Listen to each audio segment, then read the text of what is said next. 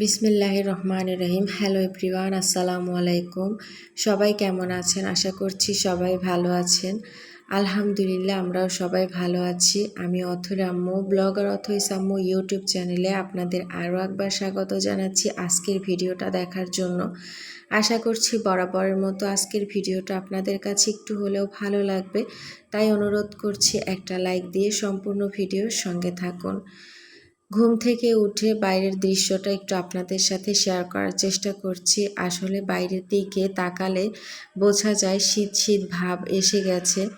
শীত পুরোটা এখন পর্যন্ত পড়েও নি, বোঝাও যায় না। তবে রাতের শেষের দিকটা ফ্যানের বাতাস এখন আর সহ্য করা যায় না, তখন হালকা ঠান্ডা লাগে, ফ্যান ছাড়াই থাকা যায়। কিন্তু শীত কিন্তু পড়েনি, কিন্তু সকালবেলা বাইরে দেখলেই মনে হয় কুয়াশাচ্ছন্ন চারদিকটা। তো অফ ক্যামেরা তাই নাস্তা বানিয়ে খেয়ে নিয়েছি, বাচ্চাদেরকেও খাইয়ে দিয়েছি। অথই তো সেই 7:30 বাজে চলে গেছে কোচিংয়ে। এখন ওদের বাবা আমার দেবরের বড় মেয়েকে আর আমার ছেলেকে, ওদের দুই ভাই বোনকে নিয়ে যাচ্ছে ওদের স্কুলে পৌঁছে দিয়ে সে চলে যাবে তার স্কুলে। তো এখন সংসারের কাজকর্মে লেগে পড়বো যত তাড়াতাড়ি সম্ভব, একটু সময় নষ্ট না করে। কারণ এই ছোট দিনে হেল্পিং হ্যান্ড ছাড়া সংসারের কাজকর্মগুলো কিভাবে করে থাকি সেটা আপনাদের সাথে শেয়ার করব আজকে। তো দেখতে থাকুন, ভালো লাগবে।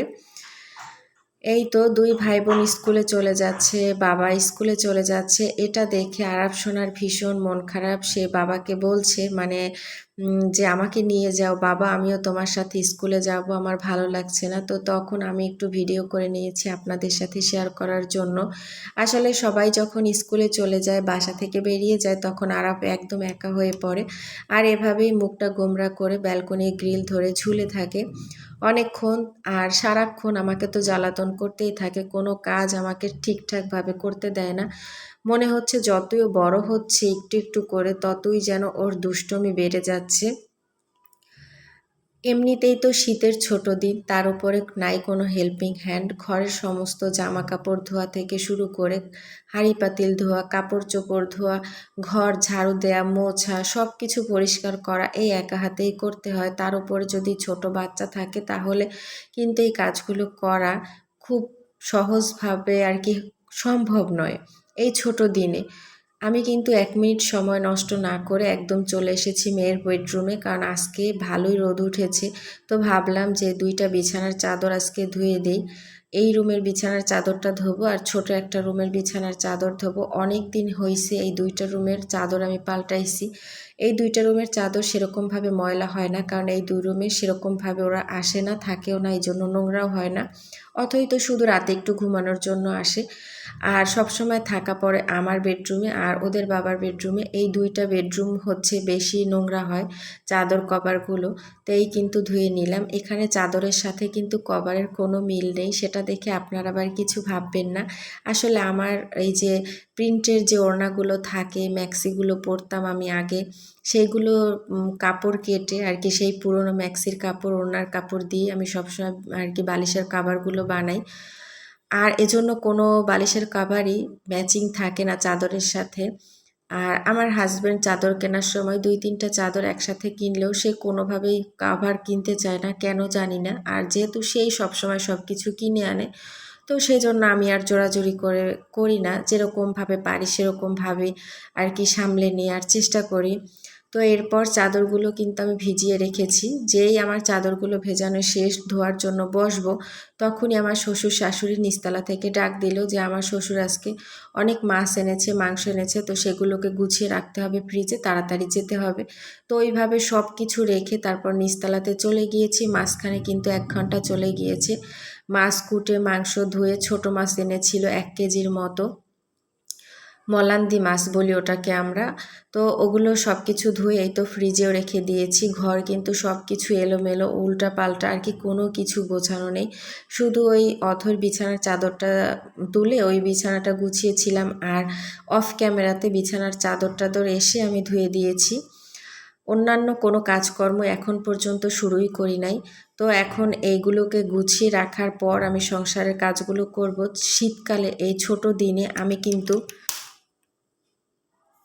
সবসময় খুব দ্রুত করার চেষ্টা করি, কারণ শীতকালে ছোট দিনের মধ্যে সংসারের সমস্ত কাজ শেষ করা কিন্তু অনেক কঠিন ব্যাপার হয়ে যায়।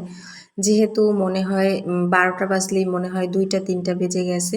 তো বাচ্চাদেরকে খাওয়াতে খাওয়াতে শীতকালে এমনিতেই 4টা বা 4:30 বেজে যায়, আসরের আজান দেয়। প্রতিদিন আমি যখন খাই গোসল করি তখন কিন্তু আসরের আজান দিয়ে দেয়। তো এরপর অফ ক্যামেরাতে তো আমি চাদরগুলো ধুয়ে ছাদে দিয়ে আসলাম, সেটা আর আপনাদের সাথে শেয়ার করলাম না। এখন এই তো রুমগুলোকে ঝাড়ু দিয়ে নিচ্ছি। আসলে মাছ তরকারিগুলো কোটার পর আবার দোতলায় চলে এসেছি। ওইদিকে চুলায় আর কি তরকারি হচ্ছে রান্না। তো আমার শাশুড়িকে আমরা বললাম যে তুমি এখন চুলার পাশে বসো, এই তরকারিটা হতে হতে আমরা দোতলার যে ঝাড়ু দেওয়ার কাজটা ওগুলো করে তারপর দুই জা আবার চলে আসবো। এটা বলে আম্মুকে বসিয়ে রেখে আমরা দুই জা আবার চলে এসেছি। যেহেতু ঘরের কোনো কাজকর্ম আজকে আমরা করতে পারিনি, কারণ নিচতলাতে তাড়াতাড়ি যেতে হয়েছিল। আসলে আমরা এই দোতলা আর তিনতলার সমস্ত কাজ শেষ করে প্রতিদিন নিচতলাতে রান্না করার জন্য যাই।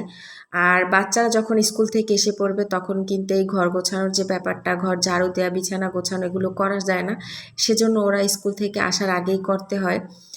আর বাচ্চারা ঘরে থাকলে এগুলো করা একদমই সম্ভব হয় না। আমার মনে হয় ঘর গোছানোর যে ব্যাপারটা, ঘরের কাজ, ঘর ঝাড়ু দেওয়া, বিছানার কাপড় চোপড় ধোয়া, বিছানার চাদর চেঞ্জ করা কিংবা বিছানাটা গুছানো, এই কাজগুলো সকালবেলার কাজ আর কি, সকালবেলায় ভালো লাগে, এগুলো দুপুরে ভালো লাগে না। তো ঝাড়ু দেওয়া শেষ, তো ভাবলাম এই বিছানার চাদরটা এখনও যখন আসে ড্রয়ারে আরেকটা এক্সট্রা, তো এইখানে একটা বিছানার চাদর আমি বিছিয়ে দিই। তো এটা কিন্তু এই বিছানার চাদর না, তবু এখানে বিছিয়ে দিলাম যাতে দেখতে ভালো লাগে। একটু পরে আমার বাচ্চারা স্কুল থেকে এসে পড়বে, আর এসেই এই রুমে এসেই আর কি ওরা ফোন দেখে।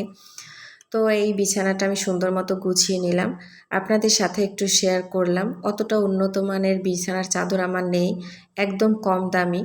তো তবু আমার যা আছে সেটা নিয়ে আমি আপনাদের সাথে সবসময় ভিডিও শেয়ার করি। জানি না আপনাদের কেমন লাগে, যদি ভালো লেগে থাকে অবশ্যই কমেন্টের মাধ্যমে জানাবেন।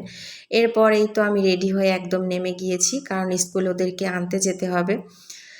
আর আমি কিন্তু এরপর স্কুল ওদের আনতে গিয়েছি, ওদেরকে এনে নিচতলার হাঁড়ি পাতিল ধুয়ে পানি ধরে গামলায় ভাত বেড়ে সব কিছু নিয়ে দোতলায়ও চলে এসেছি। এখন বাজে 3টা। তো আপনাদের সাথে এই রান্নাবান্না শেষ করার পরের ভিডিওটা একটু শেয়ার করলাম। এই তো সব কিছু টেবিলে সাজিয়ে নিয়েছি। তো আজকের ভিডিওটা কেমন লাগলো অবশ্যই কমেন্টের মাধ্যমে জানাবেন। এখানে কিন্তু রান্না করা হয়েছিল আর কি পাঙ্গাস মাছ, তারপর মলান্তি মাছ ভুনা, আর ছিল তরকারি আর কি পুঁই শাক চিংড়ি মাছ দিয়ে তরকারি। তো আজকের ভিডিওটা আপনাদের কাছে কেমন লাগলো জানাতে ভুলবেন না। যারা যারা লাইক দিতে ভুলে গিয়েছেন অবশ্যই লাইক দিয়ে যাবেন। আল্লাহ হাফেজ।